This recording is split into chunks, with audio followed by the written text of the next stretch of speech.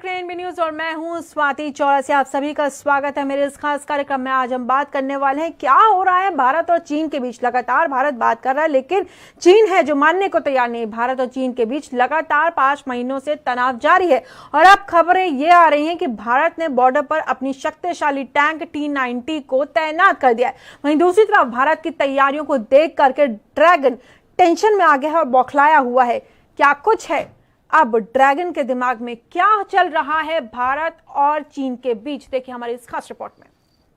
LOC से लेकर LAC तक जिस किसी ने आंख उठाई देश की सेना ने उसका उसी की भाषा में जवाब दिया।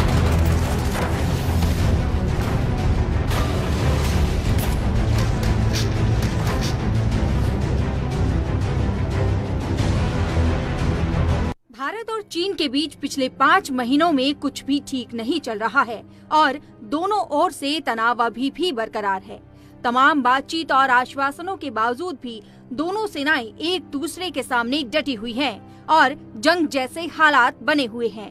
इधर चीन की चालबाजियों को देखते हुए भारतीय सेना भी बख्तरबंद रेजिमेंट 14,500 फीट से अधिक की ऊंचाई पर चीनी सेना से मुकाबला करने के लिए तैयार बैठी है। T-90 और T-72 के साथ सेना तैयार। वहीं न्यूज एजेंसी ANI की रिपोर्ट के मुताबिक पूर्वी लद्दाख में चुमार डेमचोक क्षेत्र में LAC के पास की यात्रा से पता चला है कि चीनी पीपल्स लिबरेशन आर्मी की बख्तरबंद कॉलम की तैनाती के लिए भारतीय सेना अपने T-90 और T-72 टैंक के साथ चीनी सेना का सामना करने के लिए तैयार बैठी है। BMP-2 infantry combat vehicles -40 degree Celsius तक तापमान पर काम कर सकते हैं। बता दें कि पूर्वी लद्दाख क्षेत्र में सबसे कठोर सर्दियां देखी जाती है, जहां रात में तापमान सामान्य से 35 डिग्री कम होता है और उच्च गति वाली ठंडी हवाएं चलती हैं। चीन के इरादों को नेस्त नाबूद करेगा T-90 टैंक। भले ही इस वक्त भारत और चीनी सेना के बीच में एक बार फिर से बातचीत के जरिए मसले को सुलझाने की कोशिशें हो रही हैं, लेकिन भारतीय सेना के तेवर से साफ है कि वो किसी भी मोर्चे पर चीन के खिलाफ अपनी तैयारियों में कोई कोर कसर नहीं छोड़ना चाहती। सबसे पहले जान ले कि डेमचोक में सिंधु नदी के किनारे हजारों मील में फैली घाटी में किस तरह से भारतीय सेना के T-90 टैंक और BMP चीन के खिलाफ हुंकार भर रहे हैं। जरूरत पड़ने पर कुछ ही मिनटों में ये टैंक चीन की सरहद में घुसकर उसके ठिकानों को नेस्तनाबूद कर सकते हैं। सीमा पर T-90 भीष्म टैंक की भारी तैनात। दरअसल पूर्वी लद्दाख में चीन के साथ तनातनी के बीच भारत ने दुनिया के सबसे अचूक टैंक माने जाने वाले T-90 भीष्म टैंक को तैनात किया है। इसकी तैनाती के साथ ही लद्दाख में इसे भारतीय सेना का सबसे बड़ा शक्ति प्रदर्शन माना जा रहा है। ऐसा इसलिए क्योंकि इसकी तैनाती का मतलब है कि भारतीय सेना युद्ध जैसे हालातों के लिए हर पल तैयार है। T-90 भीष्म टैंक में मिसाइल हमले को रोकने वाला कवच है। इसमें शक्तिशाली 1000 हॉर्स पावर का इंजन है।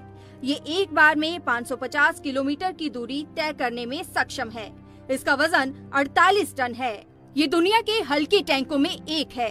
ये दिन और रात में दुश्मन से लड़ने की क्षमता रखता है। ऐसे में भारतीय सेना के टैंकों की गर्जना से चीन के छक्के छूट रहे हैं। पाकिस्तान चीन एक साथ कर सकते हैं हमला। एक तरफ जहां भारत LAC पर चीन के साथ मशगूल है, तो वहीं दूसरी तरफ पाकिस्तान भी लगातार सिर उठा रहा है। आशंका जाहिर की जा रही है कि चीन और पाकिस्तान मिलकर भारत के खिलाफ बड़ी साजिश रच सकते हैं, लेकिन LAC से लेकर LOC तक ऐसी कोई भी साजिश चीन और पाकिस्तान दोनों को बहुत भारी पड़ेगी। भारतीय वायुसेना ने ऐलान किया है कि वो चीन और पाकिस्तान से एक साथ निपटने के लिए पूरी तरह से तैयार हैं। चीन को अब भारत के हमले का सता रहा डर। वहीं दूसरी तरफ कल तक भारत की जमीन पर अतिक्रमण करने का सपना देख रहे चीन को अब भारत के हमले का डर सता रहा है। LAC पर भारतीय सैनिकों की तैयारियां देखकर चीन के एक्सपर्ट्स अंदेशा जाहिर कर रहे हैं। इन सर्दियों में कुछ ही घंटे के अंदर भारत के सैनिक चीन के अंदर घुस सकते हैं। चीन के रक्षा विशेषज्ञों की ये चेतावनी दिखाती है कि एलएसी पर हिंद की सेना ने अपनी तैयारियां कितनी मजबूत कर ली हैं। राफेल की उड़ान से चीन परेशान। लद्दाख में भारतीय वायुसेना के सबसे नए और सबसे शक्तिशाली लड़ाकू विमान राफेल की उड़ान से भी चीन परेशान है। इसके साथ ही चीन और पीओके के पास मौजूद फॉरवर्ड एयरबेस पर सुखाई 30 MKI गरज रहा है।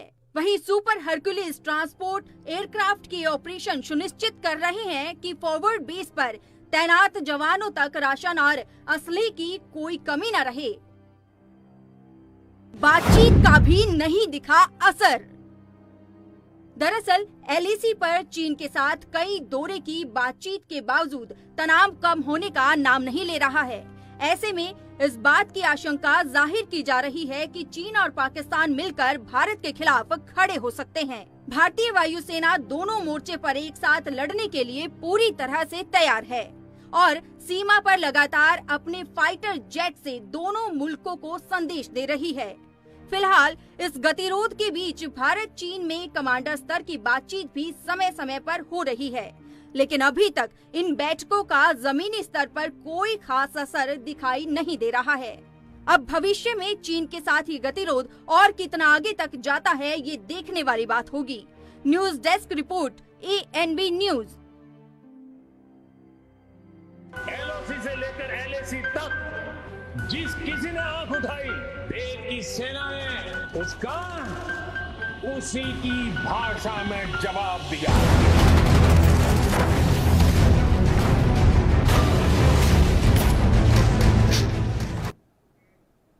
और अब इसी मुद्दे पर बात करने के लिए हमारे साथ दो मेहमान जुड़े हुए हैं। आपको बता दें, अजय पाल सिंह बरार अंतर्राष्ट्रीय मामलों के जानकार हमारे साथ जुड़े हैं और हमारे साथ जुड़ गए दर्शन सिंह, रिटायर्ड कर्नल जुड़ गए हैं। आप दोनों का बहुत बहुत स्वागत है ANB न्यूज पर। आप दोनों को मेरी आवाज मिल रही है? कमांडर लेवल में भारत ने चीन को चेतावनी दे दी है सर, और वहीं डेप्सोंग से पैंगोंग तक पीछे हटने के लिए चीनी सैनिकों को बोल दिया गया है।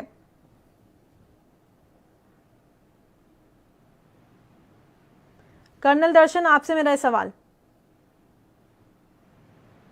बोल तो दिया है, पर क्या वो हट रहे हैं? हम 6 दौर की बातचीत कर चुके हैं। हाँ, और अभी तक जो असर है कोई उन पे नहीं हुआ है, क्योंकि ये जो बातचीत हो रही है कमांडर लेवल पे हो रही है, आर्मी का कंपोनेंट है इसमें, पर जो बाकी होना चाहिए, जो लेवल बढ़ाना चाहिए, वो नहीं है कहीं ना कहीं। और पाकिस्तान पे 6 राउंड की बातचीत हो चुकी है, तो उसका कोई असर अभी तक नहीं हुआ। हाँ, तो अभी 7वें राउंड की बातचीत कल होनी है, तो उसके बाद क्या होता है वो पता लगेगा। पिछली बार की मीटिंग में जो डिफेंस मिनिस्ट्री के पर्सन भी थे, वहाँ पे स्पोक्समैन थे, पर आउटकम अभी आगे नहीं बढ़ा है। पूरी तैयारी है, वहाँ पे स्थिति बहुत तनावपूर्ण है, पर उसके बावजूद जो असर होना चाहिए था, अभी तक 6 हफ्ते तकरीबन हो गए हैं, 6 मीटिंगें हो चुकी हैं कमांडर लेवल की, और डिफेंस मिनिस्टर की भी मीटिंग हो चुकी है जब वो मॉस्को में थे। चाइना एडमेंट है, खासकर फिंगर 4 के एरिया में पीछे जाने से। हालांकि हमने जो शिशुल के सामने जो पहाड़ी पड़ती है, स्पेंगर लेक है, उसके लेफ्ट और राइट के शोल्डर जो ब्लैक टॉप और रजांगला है, उनको कैप्चर करके हमने एक स्थिति बहुत मजबूत बना ली है, और हम उसको ऑब्जर्व कर सकते हैं। इवन फिंगर 4 के दूसरी तरफ भी हमारी ऑब्जर्वेशन है, पर अभी तक फिंगर 4 से बिल्कुल चाइना पीछे नहीं हटा है। तो ये हमारी तैयारी पूरी है, पर अभी तक चाइना एडमेंट है और कोई असर उसके ऊपर नहीं हुआ है पीछे हटने का और उस जगह को खाली करने का। ठीक है कर्नल साहब। अजय पाल सिंह जी, आपसे मेरा सवाल ये है, 6 दौर की बातचीत हो चुकी है, कल 7वें दौर की बातचीत होगी, आने वाले समय में 7वें दौर की बातचीत होने वाली है। क्या लगता है आपको, जब इतने लंबे समय से बातचीत चल रही है, तब भी जब चीन को नहीं समझ में आया है, अब 7वें दौर में आपको लग रहा है कि इसका कोई रिजल्ट निकलेगा? ये बातचीत जो लगातार चल रही है, मीटिंग रूम्स के अंदर बातचीत हो रही है, लेकिन जब धरातल पे हम देखते हैं, ग्राउंड जब वहां पे हम LAC पे जाके सिचुएशन देखते हैं, कुछ और ही होती है। देखिए जी, जब तक बातचीत चल रही है हमें कोई अपनी होप लूज नहीं करनी चाहिए वैसे तो, पर जैसे आपने कहा कि धरातल पे जो उनकी सिचुएशन है वो चेंज होने की बजाय वो और भी मजबूत कर रहे हैं। उन्होंने अपने सोल्जर्स वहाँ पे नए इंडक्ट कर दिए हैं, फाइबर ऑप्टिक्स की लाइंस डाल दी हैं और वो अपनी सिचुएशन मजबूत कर रहे हैं। यही नहीं, वो अगर आप उनकी जो इंटरनल प्रेस है, जो उनके इंटेलेक्चुअल्स है, वो बड़ा हार्ड स्टैंड लेने लगे हैं इंडिया के अगेंस्ट। तो वहां पे लगता है कि कहीं ना कहीं शी जिनपिंग जो उनके प्रधान हैं, उनके ऊपर भी कोई ना कोई प्रेशर है एक हार्ड स्टैंड लेने का। और सारी अगर सिचुएशन को देखा जाए, और चीन एक ऐसा मुल्क है जो बातचीत करता भी रहता है और बिल्कुल उसके विपरीत जाके वो काम कर देता है। वहां पे हमने पास्ट में देखा भी है और ये चीन की हिस्ट्री भी है। तो इन चीजों को अगर आप देखते हैं तो कोई ज्यादा हमें होपफुल नहीं हो सकते हम उनकी बातचीत का। और भारत भी पूरा सतर्क है इस मामले में, ऐसी बात नहीं है कि भी हम सतर्क नहीं है, भारत को पूरा सतर्क है। और भारत ने अपनी जो है उस तरीके की वहां पे जो अगर आप बोले तो आज के जो हमारे सैनिक हैं वो जो हमारे कंस्ट्रक्शन वर्कर्स हैं जहाँ वो हैं, वो हमारे फटाफट वहां पे लगे हुए हैं। ठीक है, तो सतर्क भी हैं हम। कर्नल दर्शन सिंह जी, आपसे चाहूंगी कि पूरे ये जो स्थितियां चल रही हैं, एक तरफ बातचीत भी हो रही है, लगातार मीटिंग रूम्स में दोनों तरफ से बातचीत हो रही है, लेकिन जब हम बात करते हैं धरातल पे तो सिचुएशन बिल्कुल अलग होती है। ऐसे में अब भारत ने अपना सबसे अचूक टैंक T-90 भीष्म उतार दिया है, साथ ही साथ वहां पर फैब्रिकेटेड हट्स बनाए जा रहे हैं। यानी भारत की तरफ से पूरी तैयारी, अगर कोई भी स्थिति बिगड़ती है तो, यानी कि अगर वॉर के हालात आते हैं तो इसे आप कैसे देखते हैं? देखिए, वॉर के हालात अभी नहीं है, वॉर से हम बहुत दूर हैं, क्योंकि अगर वॉर होगी तो सिर्फ ईस्टर्न लद्दाख में नहीं होगी, वॉर फिर अरुणाचल तक जाएगी, सारे फ्रंट खुलेंगे। अभी हमने उस लेवल पे कोई तैयारी नहीं करी है, तो ना ही वॉर का भी खर्चा है। पर लिमिटेड जो ऑफेंसिव है, हो सकता है जैसे पहले गलवान में था, वो चाइना कुछ ना कुछ खुराफात जरूर कर सकता है, वो उसके माइंड में है, क्योंकि वो चाहता है कि line of actual control change हो जाए और उसके हिसाब से जो डोमिनेटिंग हाइट पे वो बैठा है, खासकर फिंगर 4 के एरिया में, गलवान के एरिया में, जिससे उसको दौलत बेग ओल्दी रोड की सारी ऑब्जर्वेशन मिलती है, वो उसके कब्जे में रहे और इसको परमानेंट मान लिया जाए। पर भारत को ये मंजूर नहीं है और भारत चाहता है कि वापस उसी पोजीशन पे जाया जाए जैसे फिंगर 4 और 8 के बीच का कॉमन एरिया है। वहां पे दोनों आर्मी पहले पेट्रोलिंग करती रही है, बिना हथियारों के भी करती रही है, कि उस तरह से जो माहौल है वहीं पे स्टेटस को रखा जाए। पर चाइना के ऊपर जब नहीं असर हो रहा है, तो भारत ने पहली बार उस इलाके में अपने T-90 टैंक, BMT-2 और बाकी हवाई जहाज जितने भी हैं, राइफल के समेत सब कुछ अपना डिप्लॉयड कर दिया है। ये देखिए, इलाका ऐसा है कि यहाँ पे टैंक वॉरफेयर के लिए सूटेबल नहीं है, पर यहाँ पे टैंक जो T-90 है, खासकर T-72 भी दोनों है, बहुत अच्छे टैंक हैं। जो बंकर बस्टिंग है, डायरेक्ट फायरिंग रोल है, उस तरह की चीजों को बर्बाद करने के लिए टैंक बहुत अच्छी चीज है वहाँ पे, क्योंकि ये डायरेक्ट फायरिंग से जो हमें उनके बंकर ऊपर पहाड़ियों पे नजर आते हैं, तो उनको हम, क्योंकि टैंक के ऊपर असर नहीं होगा छोटे मोटे वेपन का, तो हम उनके स्टीक निशाने लगा सकते हैं जो वो हाइट पे बैठे हैं। उसके बाद हमारी आर्मी आगे बढ़ सकती है, तो हमें कोई हाइट से इंटरफेरेंस नहीं रहेगा। साथ ही साथ एयरफोर्स ऊपर से निशाना लगाएगी, आरटी की गन से भी लगाएगी, और जो बंकर नहीं होंगे तो उनको डायरेक्ट फायरिंग रोल में हमारे टैंक्स भी तबाह करें। ठीक है अजय पाल जी, आपसे मेरा सवाल है, जिस तरीके की सारी सिचुएशन बन रही है, अलग अलग जगहों पर टैंक्स भी वहां पर तैनात कर दिए गए हैं, बाकी जितने भी फाइटर प्लेन्स हैं उनको भी तैनात कर दिया गया, फैब्रिकेटेड आपके हट्स भी बना दिए गए। चीन से लगातार हम बातचीत करते हैं, लेकिन फिर भी चीन को समझ में नहीं आ रहा है। ऐसे में ये भी कहा जा रहा है कि चीन कहीं ना कहीं बातचीत की ये जो दौर चला रखा है चीन ने, इससे वो ठंड का जो सीजन है उसको अवॉइड करना चाह रहा है, क्योंकि चीनी सेना कहीं कमजोर दिखती है जब नवंबर दिसंबर के आसपास का मौसम आना शुरू होता है। उनके लिए लड़ना संभव नहीं हो पाता है, यानी कि काफी मुश्किलात होती हैं उनको। वहीं भारतीय सेना बिल्कुल डट के तैयार रहती है। ये भी एक सिनारियो सामने आया है। देखिए, जो भारतीय सेना है वो बैटल हार्डन है चीन के मुकाबले। चीन ने कोई ऐसी कन्फ्रंटेशन नहीं की। दूसरी तरफ जो भारतीय सेना है, जो उसका सोल्जर है, वो चीन के सोल्जर से 21 पड़ता है, 19 नहीं पड़ता। तो और पर चीन ने 2017 में जो डोकलाम में किया था, तो उसको वही एक्सपेक्टेशन थी कि भी भारतीय पीछे हट जाएंगे और हम अपना इकोसिस्टम और वो सारा डेवलप कर लेंगे। इस समय भारत सतर्क रहा है और उसने डिसएंगेजमेंट की जो नीति बनाई है वो इक्वलेंट रखी है कि भी अगर आप हटोगे तभी हम हटेंगे।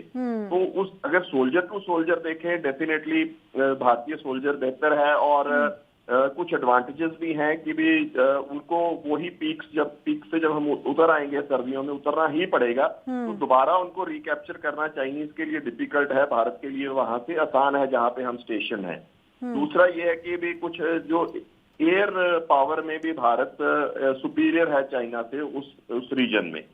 पर दूसरी तरफ ये है कि चाइना के पास रिसोर्सेज ज्यादा हैं वहां पे और उनके पास इस समय मिसाइल्स और रॉकेट्स ज्यादा हैं, तो आसान नहीं है। पर डेफिनेटली ये नहीं हम कह सकते कि वो केक वॉक कर जाएंगे या वो ऐसे आ जाएंगे। भारतीय सेना उसको मुकाबला देगी और जैसे कर्नल साहब ने बताया कि बहुत इंपॉर्टेंट पीक्स जो है वो कैप्चर कर चुके थे हमारे लोग और वहां पे टिके रहना ही बनता है। ठीक है, डिफिकल्टीज हैं, इसमें कोई डाउट नहीं है, हमारे सैनिकों के लिए भी हैं, पर अब अगर वो सामने जो हमारा दुश्मन है वो रिलायबल नहीं है, वो बात करते करते भी एक्शन करता है। हमने देखा ही है, गालवान में भी देखा है और पुरानी भी उनकी देखी है और डोकलाम में भी देखा है कि बातचीत होने के बावजूद, पीछे हटने के बावजूद उसने अपना इकोसिस्टम वहां पे डेवलप किया, अपने सोल्जर्स को रखना शुरू कर दिया। तो रिलायबल नहीं होने के कारण ये है, बट डेफिनेटली जो इंडियन सोल्जर है वो 21 पड़ता है compare to a Chinese soldier. ठीक है, लेकिन अब एक और जो खबर आ रही है वो ये है कि चीन भारतीय सेना को परेशान करने के लिए बड़े बड़े लाउडस्पीकर्स लगा रहा है, अलग अलग तरह के गाने बजा रहा है ताकि जो भारतीय सेना है वो किसी ना किसी तरीके से परेशान हो, उनका मनोबल टूटे। देखिए जी, चाइना का जो ये स्टैंडर्ड मेथड है, 62 वॉर में भी वो ऐसे करते थे, उससे पहले भी ऐसे करते थे कि गाने सुनाए जाएं या फिर प्रोपेगेंडा का एक लंबा लेक्चर सुनाया जाए। इस ऐसी सिचुएशन में डेफिनेटली सोल्जर के ऊपर असर पड़ सकता है क्योंकि आफ्टर ऑल रफ टेरेन है, डिफिकल्ट टेरेन है, वहां पे लड़ना और वहां पे टिके रहना कोई आसान नहीं है। कर्नल साहब ने तो ट्रूप्स कमांड की होंगी, बहुत मनोबल जो रखना होता है वो लोकल लीडरशिप का बहुत वहां पे रोल होता है। और जो हम लोग कर सकते हैं, पीछे से जो लोग कर सकते हैं वो है कि उनको साजो सामान और जो जरूरत की वस्तुएं वो टाइम पे पहुंचाई जाए और अबंडेंट हो, मतलब कोई उनको कमी ना हो। और पीछे उनकी फैमिलीज का भी ध्यान रखना बहुत जरूरी होता है क्योंकि सोल्जर को ऐसी कोई इन्फॉर्मेशन नहीं मिलनी चाहिए जिससे वो डीमोटिवेटेड हो। ये आसान सिचुएशन नहीं है जी, बिल्कुल। अगर हम सोचें कि बहुत कोई वहां पे वो कंफर्टेबली बैठे हैं तो नहीं है। वो जो टेम्परेचर है और वो टेरेन है वो बहुत इनहॉस्पिटेबल है और उधर से अगर ऐसा प्रोपेगेंडा हो रहा हो और यहाँ से उस सोल्जर को सहायता ना मिल रही हो, उसके हर उसकी फैमिली को, उसकी और सिचुएशंस को ध्यान रखना हमारे लिए बहुत जरूरी है। तभी लोकल कमांडर वहां पे इफेक्टिव होगा और उसने उसी को मोटिवेटर रखना है। ठीक है। सेकेंडली, हम एक रिलीजियस कम्युनिटी है, वो भी रिलीजन भी अपना अपना जो रिलीजन है वो भी हर एक का जो सोल्जर्स का वो भी मोटिवेटेड रखता है। पर जो हम लोग पीछे बैठे हैं, हमारा वहां पे रिस्पॉन्सिबिलिटी 110 टाइम्स और बढ़ जाती है, 110% बढ़ जाती है कि भी हम उनकी फैमिलीज, उनकी जो यहाँ से जरूरतें हैं वहां पे और जो सिविलियन सपोर्ट सिस्टम है वो हमारा हर तरीके का, चाहे उनकी लड़ाई का इक्विपमेंट है, चाहे उनके रहने सहने का, वो ध्यान रखा जाए। ठीक है। दर्शन जी, आपसे मेरा सवाल यही है कि अगर ऐसी पोजीशन आती है या ऐसी कोई स्थिति बनती है जहां पर अटैक करना ही पड़ेगा, तो ऐसा ये कहा जा रहा है, मेरी भी कहीं चर्चा हुई है कि अगर जो भी कंट्री, जो भी नेशन पहले अटैक करेगा वो एक एडवांटेजियस पोजीशन में रहेगा। क्या ये सही है? देखिए, बात पहले अटैक की नहीं होती है, बात है सरप्राइज की। जो भी दूसरे को सरप्राइज करेगा, अटैक तो सभी को पता है कि दूसरा आर्मी जो है अटैक करेगा, पर कब करेगा, किस जगह करेगा और क्या टाइमिंग पे करेगा, कितनी स्ट्रेंथ पे करेगा, ये होता है सरप्राइज। यहाँ पे भी ऐसी बात है क्योंकि बॉर्डर बहुत लंबा है, हम कहाँ स्ट्राइक करेंगे और हमारा एम क्या है वो चाइना अभी नहीं समझ पा रहा है। क्योंकि एक तो वो एडमेंट है फिंगर 4 वाला एरिया में, ठीक है, फिंगर 4 हमारे लिए इम्पोर्टेंट है, पर फिंगर 4 से ज्यादा इम्पोर्टेंट शायद हमारे लिए गलवान और PP-14 और PP-15-16 जो काराकोरम हाईवे की तरफ हाइट्स हैं वो शायद ज्यादा इम्पोर्टेंट है। अगर हम उनका काराकोरम हाईवे काट देते हैं तो चाइना की ये एक तरह से पूंछ पे पैर रखने के बराबर होगा, और वो इमेजिन नहीं कर पाएंगे कि उनकी लाइफलाइन पाकिस्तान के साथ में जो कट जाएगी, कितना मुश्किल होगा उनको। तो ये जहाँ पे तैयारी होती है, जरूरी नहीं है कि अटैक वहीं से किया जाए, ये डिसेप्शन टैक्टिक्स भी होती है, जहाँ पे तैयारी टैंक मूवमेंट दिखाई जाती है, जरूरी नहीं होता वहां अटैक करें। अब ये प्लान क्या होगा, ये हमारे कमांडर्स के ऊपर डिपेंड करता है, उस पर हम नहीं चर्चा कर सकते, क्योंकि क्या प्लान एक्चुअली में किया जाएगा। पर अगर चाइना नहीं हटता है तो हमें डाइवर्शनरी कहीं ना कहीं उसके अंदर घुसना पड़ेगा, ताकि यहाँ से प्रेशर कम हो और चाइना को रिकॉल, जिसे कहते हैं आर्मी टर्म में, रिएक्ट करना पड़े दूसरी साइड, और उसे यहाँ से पीछे जाना पड़े। ठीक है, ठीक है, आपने जो बातें कही वो बिल्कुल ठीक है। मौसम एक बहुत बड़ा चैलेंज बन करके आ रहा है, जिस तरीके से बार बार कहा जा रहा है कि -40 डिग्री तक वहाँ पे टेम्परेचर चला जाता है। ऐसे में ये भी कहा गया है कि क्योंकि प्रॉपरली ट्रेंड चाइनीज़ जो सैनिक है, यानी कि जो PLA है, उसमें जो सैनिक हैं वो प्रॉपरली इतना ट्रेंड नहीं होते हैं, कहीं ना कहीं इसलिए उनको दिक्कत आती है कि वो सर्दी में या फिर जब इतना टेम्परेचर गिर जाता है, नीचे गिर जाता है, तब वो लड़ाई लड़ पाएँ। बहुत चांसेस हैं कि ऐसे में हार सकते हैं वो, और इस वक्त क्या सही टाइम होगा इंडिया का अटैक करने का, अगर ऐसी स्थिति आती है तो? देखिए, अगर लड़ाई विंटर में होती है, मुश्किल दोनों साइड को होती है, पर हमारी साइड में कुछ एरिया त्रिशूल का जो नीचे है, तो वहां पे हमें इतनी प्रॉब्लम नहीं है। हमारी सेना साइचन में भी लड़ रही है, और बड़ी मजबूती से पहले भी हमने साइचन प्रीएम्प्ट करके कैप्चर किया था, बाना पोस्ट कैप्चर करी, तो वहां पे तो टेम्परेचर इससे भी बहुत ज्यादा लो थे। तो चाइना का जो एरिया है, तिब्बत का प्लेटो बहुत लंबा है, यहाँ पे फर्क पड़ता है कि वहां से सरवाइव करने पर लाइन ऑफ कम्युनिकेशन जितनी आपकी लंबी हो जाएगी, उतना वो ट्रुप्स को वहां पे राशन पहुंचाना, उनको मेंटेन करना, अम्युनिशन देना, वो मुश्किल होगा। और खासकर वहां पे स्नो एवलांच वगैरह आते हैं तो बंकर वगैरह पूरे के पूरे दब जाते हैं। तो विंटर में इतनी हाइट से लगातार चाइनीज आर्मी को, बहुत बड़ी आर्मी को वहां सरवाइव करना हमारे से भी ज्यादा मुश्किल होगा, क्योंकि हम एक लिमिटेड फ्रंट पे हैं और उनको पूरे फ्रंट पे अपनी तैयारी रखनी होगी। अगर उन्होंने यहाँ पे रहना है तो हम कहीं पे भी घुस सकते हैं, तो उनको पूरे बॉर्डर पे तैयारी करके विंटर में इतनी बड़ी आर्मी, इतने बड़े तकरीबन 3000 किलोमीटर बॉर्डर पे, बहुत मुश्किल होगा उनको अपनी स्ट्रेंथ पूरी विंटर मेंटेन करना। वहीं साथ ही साथ कहा जा रहा है सर, क्योंकि मैं बार बार ये सवाल इसलिए कह रही हूँ, आपने कहा भी कि वॉर अभी नहीं हो सकती, लेकिन जिस तरीके की तैयारियां भारत की तरफ से करी गई हैं, जो अभी स्थिति दिखाई दे रही, भारत ने भी एक तरीके से टैंक्स को वहां पर डिप्लॉय करके अपना शक्ति प्रदर्शन किया, साथ ही साथ जो तैयारियां कर ली, मतलब सारा लॉजिस्टिक तैयार है, वहां पर खाने पीने की पूरी सुविधा कर दी गई है हमारी सेना के लिए। ये क्या दर्शाता है? चाइना को कहीं ना कहीं इससे एक हल्का सा खौफ सा नहीं है कि पूरी तैयारी भारत भी कर रहा है? हालांकि भारत को हमेशा दर्शाया जाता है कि हम कभी भी पहल नहीं करते हैं जंग के लिए, चाहे पाकिस्तान के साथ हो या किसी अन्य पड़ोसी के साथ हो। और अब चाइना हमेशा की तरह चाइना आके तैरना शुरू कर रहा है, बार बार आता है, धोखा देता है, मीटिंग रूम में कुछ और कहता है, धरातल पे कुछ और कहता है। अब कहीं क्या भारतीय सेना की तरफ से भी शक्ति प्रदर्शन किया गया है?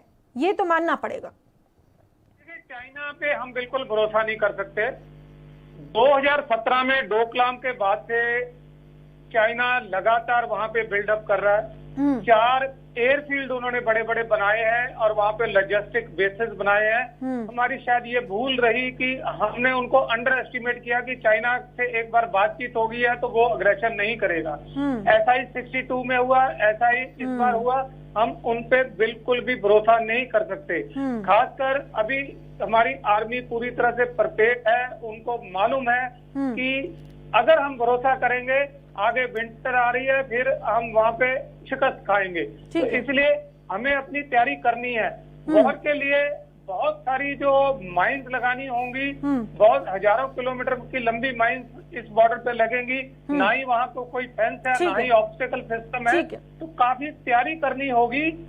उसके बाद ही अगर वॉर जैसी सिचुएशन में हम जा सकते हैं।